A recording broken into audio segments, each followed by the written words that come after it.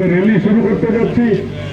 এর ফাঁকে আমি বলবো সিদ্ধার্থ বাবুর দৃষ্টি আকর্ষণ করছি, আপনি ডায়াসের সামনে চলে আসুন। ধন্যবাদ।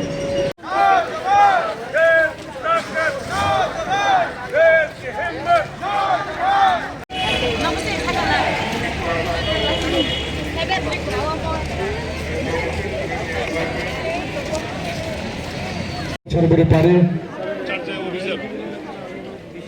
উদযাপন করা হবে সংবিধান দিবস, প্রস্তাবনা পাঠ করা হবে। উদযাপিত হবে প্রতিটি অমৃত সরোবরের পাড়ে, স্কুলে, কলেজে এবং বিভিন্ন কার্যালয়ে সংবিধানের প্রস্তাবনা পাঠের মধ্য দিয়ে উদযাপন করা হবে সংবিধান দিবস। Dr. Bhimrao Ramji Ambedkar, the father of Indian Constitution. একটা করতালি আশা করবো সবার কাছ থেকে।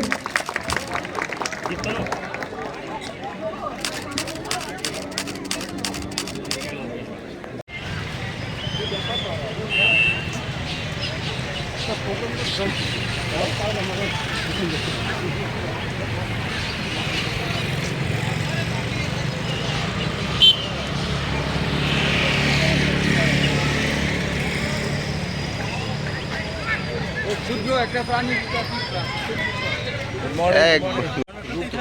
ঠিক আছে।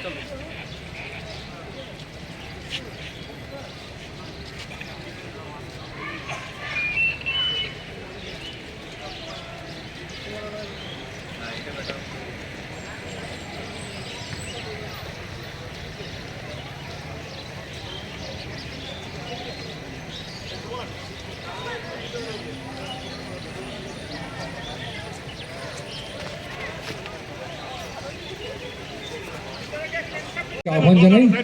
আমাদের সঙ্গে রয়েছেন যুব বিষয়ক ক্রীড়া দপ্তরের মাননীয় অধিকর্তা শ্রী সত্যব্রত নাথ মহোদয়। আমি বিনম্র শ্রদ্ধার সঙ্গে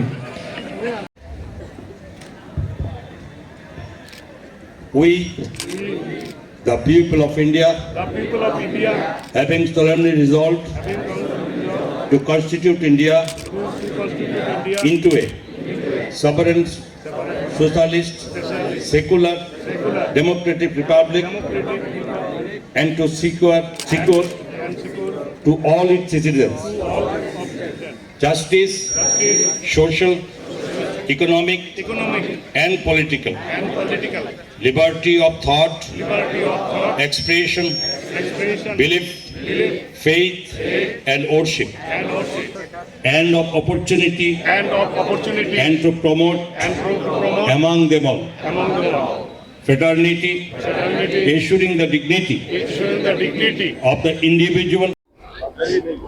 আজকের দিন মানে 26শে নভেম্বর এবং 1949 সনের 26শে নভেম্বর এই প্রথম আমাদের সংবিধান গৃহীত হয়। এটা আমরা সকলে জানি যে গৃহীত হয়েছিল কিছুটি মানে অনুচ্ছেদের উপরে, কিন্তু সেটা মানে স্বাভাবিক সমস্ত এবং সম্পূর্ণভাবে এটা শুরু হয় আমাদের 1950 সনে 26শে জানুয়ারি।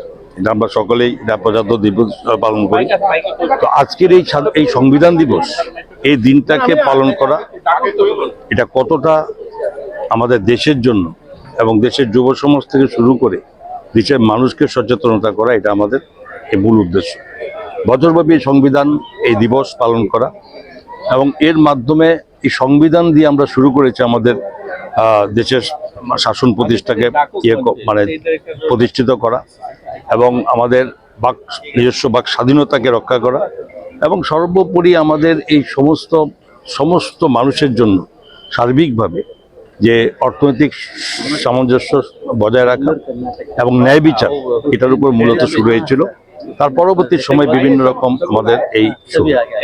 তো আজকের এইটার সঙ্গে আমরা দেশকে জানতে হবে, দেশের যারা স্বাধীন করেছে, যাদের জীবনদান করেছে এবং তাদের প্রতি সম্মান, কিন্তু সংবিধানকে সম্মান জানাতে হবে। আমরা সকলে জানি ডক্টর বি.আর. আম্বেদকরজির নেতৃত্বে প্রায় দীর্ঘদিন 2 বছর 11 মাস 17 দিনের মাধ্যমে উনি এই সংবিধান রচিত করেছেন। পৃথিবীর লিখিত সংবিধান রচনা আমাদের দেশের থেকার কারণে সবচেয়ে বৃহৎ সংবিধান এবং এটার মাধ্যমে দেশকে জানা এবং দেশকে এগিয়ে নিয়ে যাওয়া।